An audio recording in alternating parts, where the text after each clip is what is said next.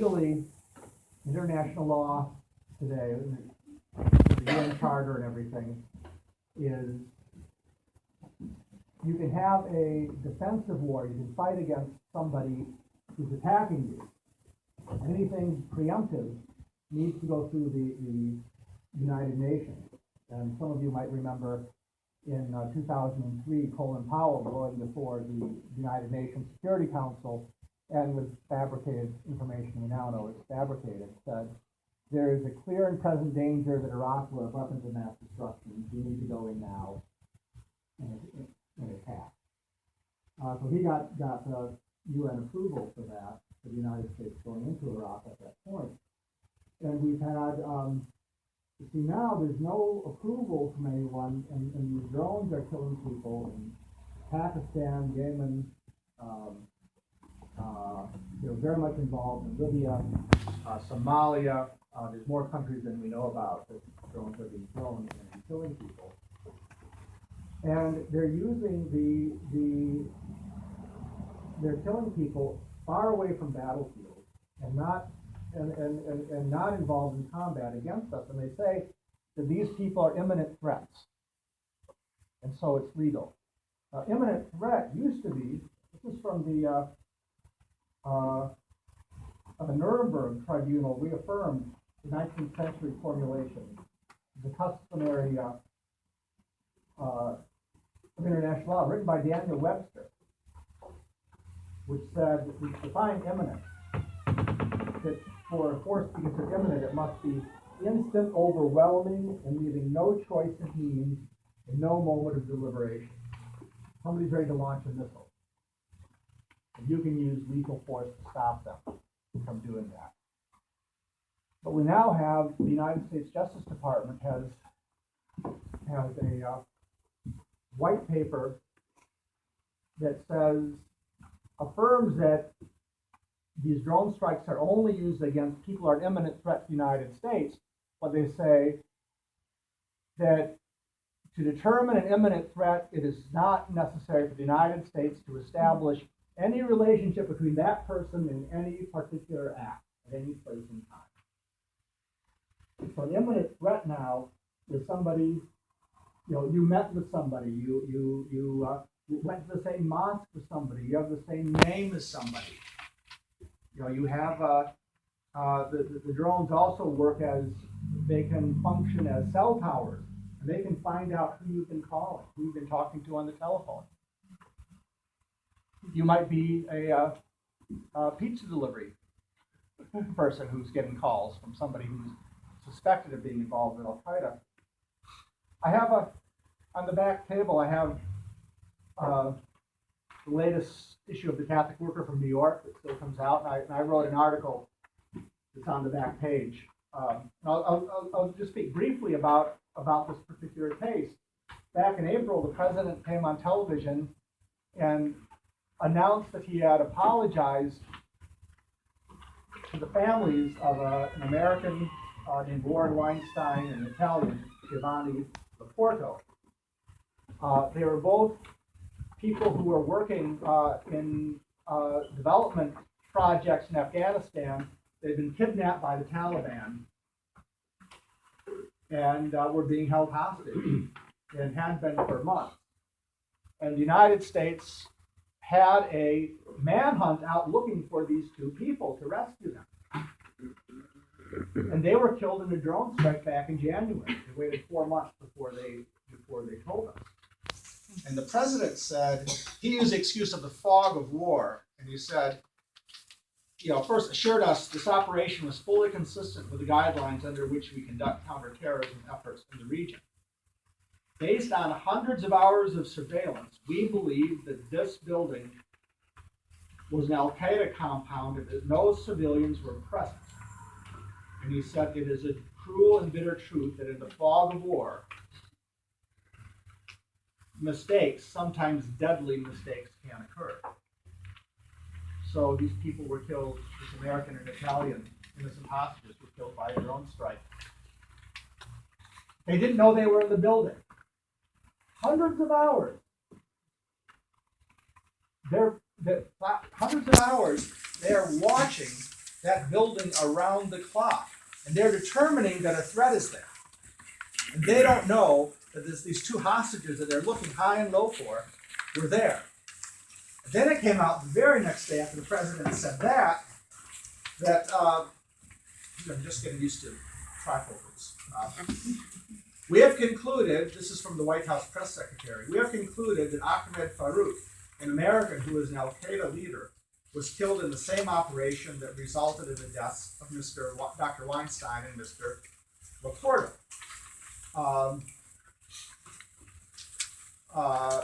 We had no information indicating his presence at the site of this operation either. So there's two people they're looking for to rescue and one person they're looking for to kill. The three of them are in that building and they're watching for hundreds of hours and they don't know they were there, but they destroyed the building because they determined that there was a threat. Now the fog of war, it's a fascinating, it's a very visual idea, and Clausewitz was the one, Kurt von Clausewitz, Prussian military leader, came up with that term, and it's the fog of war. Explosions, there's dirt in the air, you have not slept in days, you're afraid for your life, you're afraid of the lives around you. You have to make hair-trigger decisions, and mistakes are made, and that's often used to explain about friendly fire killings and tragic things that happen in warfare. It's this fog of war. But there's no fog of war here. This was happening. These decisions were made by people they were made in offices. These were made by bureaucrats. These were not made by people who were afraid for their lives. This idea of who is a threat. I'm going to tell you, I was in Washington when the Pope was speaking, and I got, the last minute, got a ticket to be on the lawn of Congress. And they had TSA, like at the airport, you had to go through and have your bags checked and go through a metal detector to get into the lawn where the Pope was. And I made it through with, fine. And I was with my friends walking along, and I get stopped by a uniformed Secret Service officer. And he says, you have to talk to my boss. So we walk a few yards away, and there's this guy in a captain's uniform. And he said, we had a report that you have a book in your bag that says "Stop Killer Drones." Wow. And this is my calendar book with this sticker. And the TSA person didn't stop me, but she informed. And I said, yeah. But you can understand, sir, why we think that's suspicious and why we need to check on that. I said, what, I'm a threat to the Pope because I'm against drones and I agree with the Pope about this? But they had to search me again and search my bag and make sure that because somebody who, in their mind, somebody who harbors anti-drone sentiments, which the Pope also does, is going to be a threat to the Pope. Now, this is the same kind of I'm a white guy, and I'm on the lawn of the Capitol. I wasn't going to get killed. I could have gotten kicked out. They didn't find it in my bag. I also had a citation. I was arrested at the White House by the Secret Service 2 days earlier. They didn't see that, but even that one, I haven't been proved guilty on that one yet. So that's that should be beside the point. But they determined that I might be a threat. I know Chris and some of the others here from the work at the Witness Against Torture, which is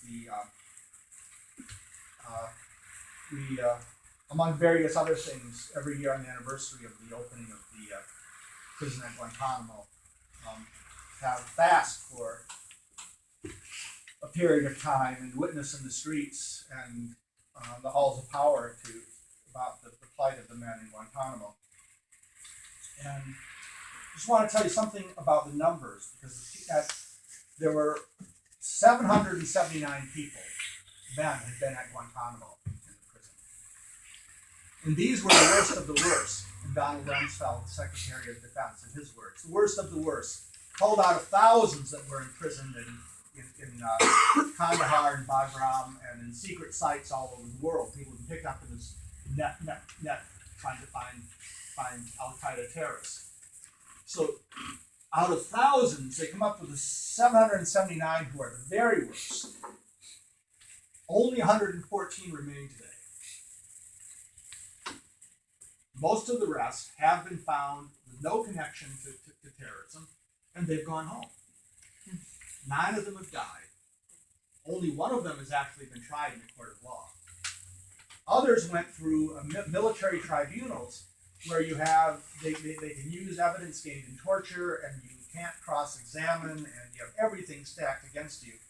And they still, through that, 53 of those who are there have been cleared for release. And there's only political reasons why they have not been released. There's also 46 who the Pentagon recommends being detained forever, but not tried. And many of those, these are all people for whom, when they were arrested, at the time they were arrested, there was no evidence that they were any threat to the United States.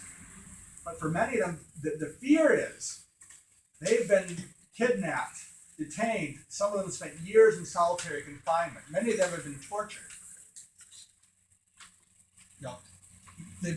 Most of them have been incarcerated since 2001 and 2002. If we let them go now, what might they do to us? Well, they said they've been radicalized while they were in prison. Radicalized. So now we're killing people based on, and it's the same people in the CIA who are making these determinations about who's going to be killed and under what circumstances, has had decided who is going to be locked up at Guantanamo. Something about the distance from war. One drone operator in Nevada, Creech Air Force Base, early on in the program put it this way. He said, when I am flying the drone, I am 7,000 miles away from the war. And that's the distance between Nevada and Afghanistan. But I'm also 18 inches away from the war. That's the distance from his face to the screen. I had opportunity to talk with a young man a couple years ago who had just gotten back from Afghanistan. He was in combat in the army there, and he hated the war and didn't like the army, and he killed people there, and he didn't feel good about it. I wish he had, but he used the word, I don't lose sleep over it. And he explained, I was there with my friends, and people with guns were shooting at me and my friends. And me and my friends had guns, and we got back. And some of my friends died, and some of the insurgents died, and I could have died. He didn't think he'd do anything else. And he did that. I heard, about that same time, I heard an interview with a man named Brandon Bryant, who was a drone operator in Nevada. And he was talking about one of the times he was ordered to kill somebody. And in this, the president was talking about hundreds of hours of surveillance. He was involved with watching 2 men. And other drone operators were too. And they go around the clock. The drone can stand there for 24 hours, and one takes off after another. So there's continuous surveillance of the infrared at night. And they watch what's going on. So he is watching these 2 men go about their business, going to work and working in the garden and going to the mosque and all. And after several weeks, the order came to shoot them and destroy them in the house that they were in. And he did. And he watched pixel by pixel as their bodies were destroyed. And he said that in all the days he was watching, and other people have seen the same video feed, he saw nothing that made him think that these people were dangerous in the United States. Somebody else saw something else in that same video. But he said, I did see enough to know they were good guys.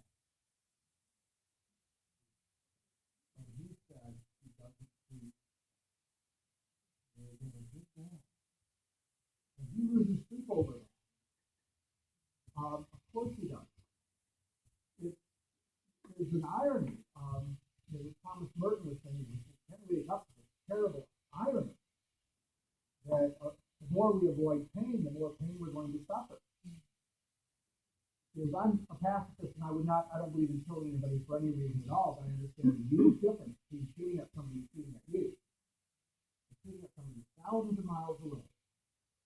And the soldier who's on the ground in Afghanistan is actually shielded from the moral damage of the killing that he did by the fact that he was there and he was in danger. And he didn't know anything about the people shooting at him, other than that they were shooting at him. For the person on the drone watching the video feed on the drone, acknowledged the intimacy. So we're learning something that I think this is really hard, but it's something I think learning something very beautiful about human beings, and something we really need to work with is the nature of what we call post-traumatic stress, moral damage of war, what used to be called shell shock. And I had a great uncle, many people in my generation would, many people here, of all generations, we all know people who've been hurt by war. And I had an Uncle Ivor, a great uncle, who I only saw at weddings and funerals and family things when somebody would go to the Veterans Hospital and bring him to these family events. He was a veteran of the First World War. And he came home from the war and he never really found a home. And he never really formed a relationship. He was just so damaged. But he was somebody, he faced gas and explosions. Now we're seeing the damages being done to young men and women who have never heard a loud noise, who have not been treated cruelly, who never had a gun shot at them, who are never in fear of losing their lives. And I think we're learning we are damaged by the violence that's done to us, and that's very, very real. But we are also harmed by the violence we do to others. Perhaps more so. Perhaps even deeper. We are not made to fight and kill. I have a good friend, David Swanson, who really talks very much about this idea that, this is just human nature and everything. And he said, no psychiatrist has ever had to treat somebody for a violence deficit. Nobody has ever been harmed because they haven't had their fix of violence. And this is not a human need. This is not our human nature. We should not be killing people. And it isn't just that the horror of what we do with war is not just putting our young men and women in harm's way. It's that we're putting them in positions where they feel they need to kill.